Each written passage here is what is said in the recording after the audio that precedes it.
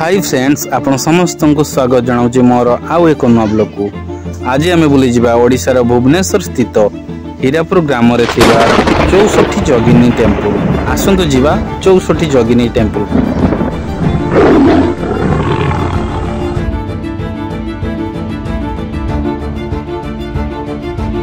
आपण माने देखि पारुथबे आमे वर्तमान 64 जोगिनी मंदिर को जाउछु। आपण माने जदि 64 जोगिनी टेम्पल को आसीबे पई चाहुचंती ताहाले आपण टंकोपाणी रोड रे आसी परिबे।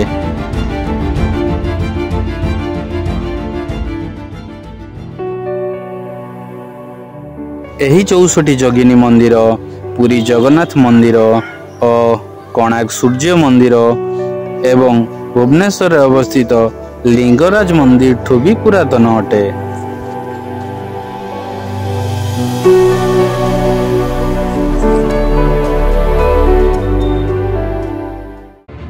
एही मंदिर को जोगिनी पीठ बा तांत्रिक पीठ बोली कहा जाए।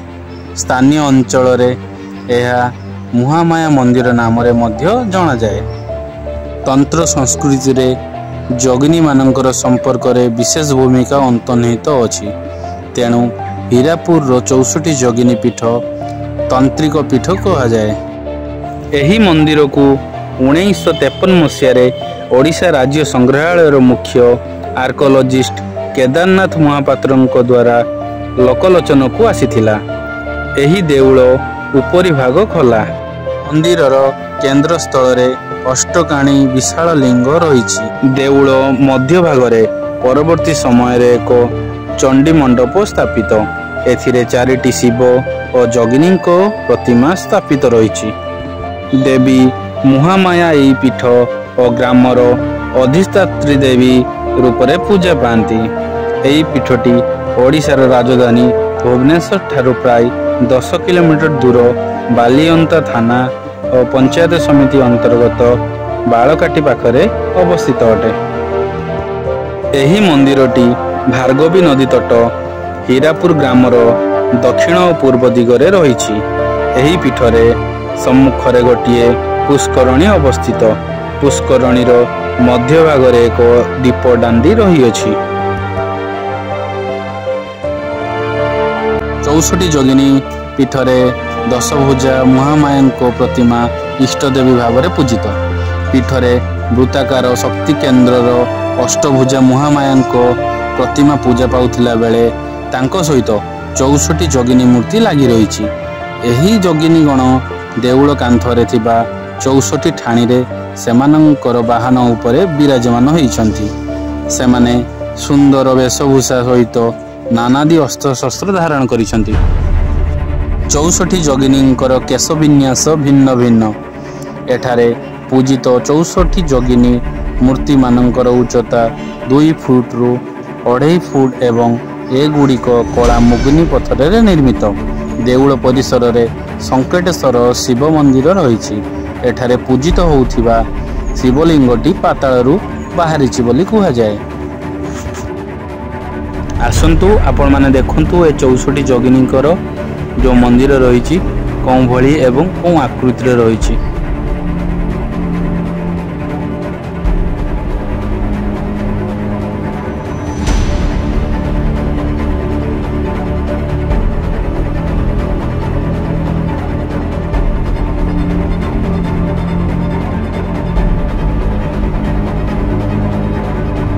एही 64 जोगिनी मंदिर को किए निर्माण करथिले एवं से विषय आमे आपण मानकु जणैबु।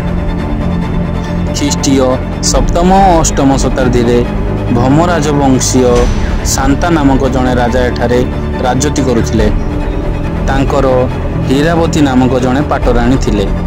रानी को नाम अनुसार एही ग्रामर नाम हीरापुर होइछि बोली किंवदंती कुहे। रानी हीरावती प्रत्यक्ष तत्वावधान रे 64 जोगिनी पीठ होइथिला। एही मंदिरटी स्थापत्य कला और भास्कर्य शैली बहुत सुंदर भाव रे निर्मित होइछि। एहा भौम और समराजवंश समय रे प्रतिष्ठा होइथिबार जणा जाए।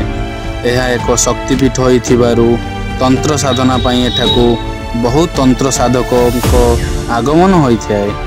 मध्य प्रदेश खजुराहो और जबलपुर ଏବଂ ଓଡ଼ିଶାର ହୀରାପୁର ଓ ରାଣୀପୁର ଝରିଆଲର 64 ଯୋଗିନୀ ମନ୍ଦିର ଢାଞ୍ଚାରେ ଭାରତୀୟ ସଂସଦ ନିର୍ମାଣ ହୋଇଛି ବୋଲି ଅନୁମାନ କରାଯାଏ। ଏହା ଭାରତରେ 4ଟି ଜାଗାରେ ମୁଖ୍ୟତଃ ଦେଖାଯାଏ। ତାହା ମଧ୍ୟରୁ ଓଡ଼ିଶାରେ 2ଟି ଜାଗା, ଯଥା ଆମେ ଆପଣଙ୍କୁ ଦେଖାଉଛୁ ହୀରାପୁର, ତାହା ସହିତ ବଲାଙ୍ଗୀରରେ ଯେଉଁ ଆମର ରହିଛି ରାଣୀପୁର ଝରିଆଲ, ସେଠାରେ ମଧ୍ୟ ଏହି 64 ଯୋଗିନୀ ଟେମ୍ପଲ ମଧ୍ୟ ଦେଖାଯାଏ। ରାଜା ନିଜ ରାଜତ୍ୱ କାଳରେ କଳା ପାହାଡ଼ ଏହି ମନ୍ଦିରକୁ ଭାଙ୍ଗିଛି ଓ ବର୍ତ୍ତମାନ ତାହାର ଭଗ୍ନାବିଶେଷ ପ୍ରତୀୟମାନ ବୋଲି ଗ୍ରାମବାସୀ କହନ୍ତି। ଦୀର୍ଘ ବର୍ଷ ପରେ ମନ୍ଦିରଟି ସାଧାରଣ ଲୋକଙ୍କ ପାଇଁ ଉନ୍ମୁକ୍ତ କରାଯାଇଥିଲା ବୋଲି ସେମାନେ କୁହନ୍ତି।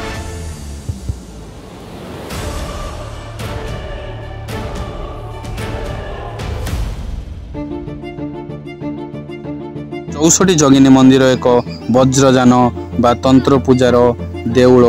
ଏଠାରେ ଭୂମଣ୍ଡଳର 5ଟି ଉପାଦାନ ନିଆଁ, ଜଳ, ବସୁଧା, ଆକାଶ ଓ ପବନକୁ ପୂଜା କରାଯାଇଥାଏ। ଯୋଗିନୀମାନଙ୍କର ମୂର୍ତ୍ତି ସାଧାରଣତଃ ଏକ ଉଲଗ୍ନ ନାରୀ ମୂର୍ତ୍ତି, ଯାହା ପଶୁ, ମଣିଷ କିମ୍ବା ଅସୁର ଉପରେ ବିଜେ କରୁଥିବାର ଦେଖିବାକୁ ମିଳିଥାଏ ଓ ନାରୀ ଶକ୍ତିକୁ ସୂଚାଇଥାଏ। ମୂର୍ତ୍ତି ସବୁ ରାଗ, ଅନୁରାଗ, ସୁଖ, ଦୁଃଖ ପ୍ରକାଶ କରିଥାନ୍ତି। ଏହି ମନ୍ଦିରକୁ ନେଇ ବହୁତ ଗୁଡ଼ିଏ କିମ୍ବଦନ୍ତୀ ରହିଅଛି। ଆସନ୍ତୁ ଜାଣିବା କିମ୍ବଦନ୍ତୀ ଗୁଡ଼ିକ। ଚଣ୍ଡୀ ପୁରାଣ ଓ ଦେବ ପୁରାଣରେ 64 ଯୋଗିନୀମାନଙ୍କର ଆବିର୍ଭାବ ସମ୍ପର୍କରେ ଉଲ୍ଲେଖ ଅଛି। ମହିଷାସୁର ଅତ୍ୟାଚାରରେ ତ୍ରିଭୁବନ କମ୍ପିତ ହେବା ସାଙ୍ଗେ ସାଙ୍ଗେ ଦେବତାମାନଙ୍କର ଆସନ ଟଳମଳ ହୋଇଥିଲା। ସର୍ବେ ଦେବତାଙ୍କର ଶକ୍ତି ବଳରେ ଆବିର୍ଭାବ ହୋଇଥିଲେ ମା ଦୁର୍ଗା। ଦୁର୍ଗା ଦେବୀ ମହିଷାସୁର ସହିତ ଯୁଦ୍ଧ କରିବା ଅବସରରେ ରକ୍ତବୀର୍ଯ୍ୟ ନାମକ ଏକ ପ୍ରତାପୀ ଦାନବ ରକ୍ତ ବିନ୍ଦୁ ତଳେ ମାଟିରେ ପଡ଼ି ସେଠିରୁ ସହସ୍ର ଦାନବ ସୃଷ୍ଟି ହୋଇ ଦୁର୍ଗାଙ୍କ ସହିତ ଯୁଦ୍ଧ କରୁଥିଲେ। ଏହି ସବୁ ଅସୁର ଶରୀରରୁ ନିର୍ଗତ ହେଉଥିବା ରକ୍ତବିନ୍ଦୁକୁ ତଳେ ପକାଇ ନ ଦେଇ ପିଇଦେଲେ। ଫଳରେ ଆଉ ଦାନବ ସୃଷ୍ଟି ହୋଇନଥିଲା। ତେଣୁ ଦୁର୍ଗା ରକ୍ତବୀର୍ଯ୍ୟ ସହିତ ସମସ୍ତ ଅସୁରକୁ ନିହତ କରିଥିଲେ। ଏହା ଫଳରେ ଧରାପୃଷ୍ଠରେ ଶାନ୍ତି ପ୍ରତିଷ୍ଠା ହୋଇଥିଲା। କାଳକ୍ରମେ ସେହି ଯୋଗିନୀମାନଙ୍କ ବିଭିନ୍ନ ପୀଠରେ ପୂଜା ପାଉଛନ୍ତି।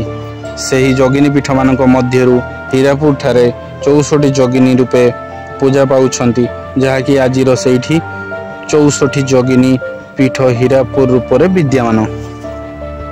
ବର୍ତ୍ତମାନ ଆମେ ମନ୍ଦିର ଭିତରକୁ ପ୍ରବେଶ କରୁଛୁ ଏବଂ ଆପଣମାନଙ୍କୁ ଦେଖାଇବୁ 64 ଯୋଗିନୀଙ୍କର ମୂର୍ତ୍ତି। ଆସନ୍ତୁ ଜାଣିବା। ମନ୍ଦିରର ଆକାର ଗୋଲାକାର କିନ୍ତୁ ଛାତ ଶୂନ୍ୟ।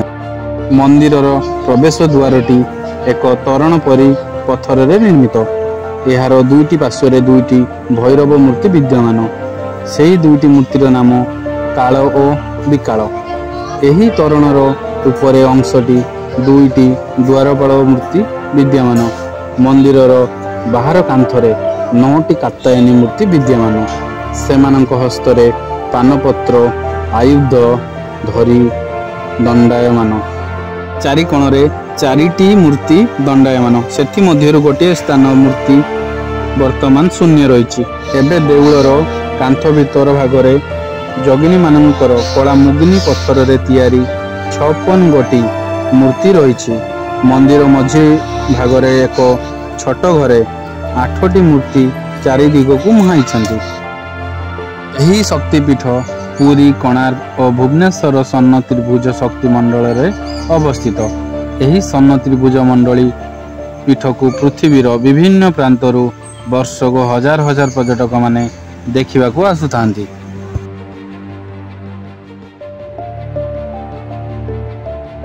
ଆପଣମାନେ ଦେଖିପାରୁଥିବେ, ଇଏ ହେଉଛି 64 ଯୋଗିନୀ ମନ୍ଦିର। ଏଠାରେ ପୂଜା ମଧ୍ୟ କରାଯାଏ। ବହୁତ ଭକ୍ତ ମଧ୍ୟ ଏଠାକୁ ଆସନ୍ତି। ଆପଣମାନେ ଦେଖିପାରୁଥିବେ ଏଠାରେ ନନା ମଧ୍ୟ ରହିଛନ୍ତି। ଆମେ ବର୍ତ୍ତମାନ ଦେଖୁଛୁ ଏଇ 64 ଯୋଗିନୀର ମୂର୍ତ୍ତି ଗୁଡ଼ିକୁ। ଆପଣମାନେ ଦେଖନ୍ତୁ।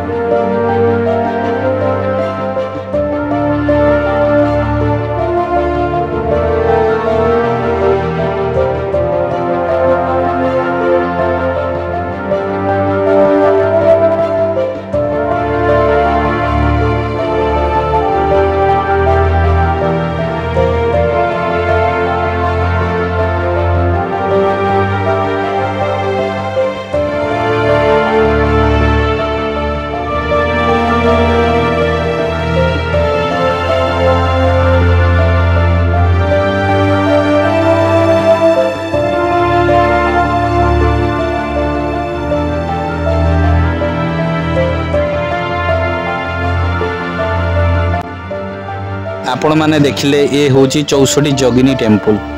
जदि आपण माने ए ब्लॉग रो किछि इन्फॉर्मेशन पाई पारुथिबे ताले आपण निश्चित भाव में ए ब्लॉग टी को लाइक करिवे, शेयर करिवे, कमेंट करिवे आ हां सब्सक्राइब करने को जमर भी भूलिबेनी। आपण समस्त को धन्यवाद शेष पर्यंत देखिथिबारु। आउ पुणी देखा आउ गोटे नुआ ब्लॉग रे।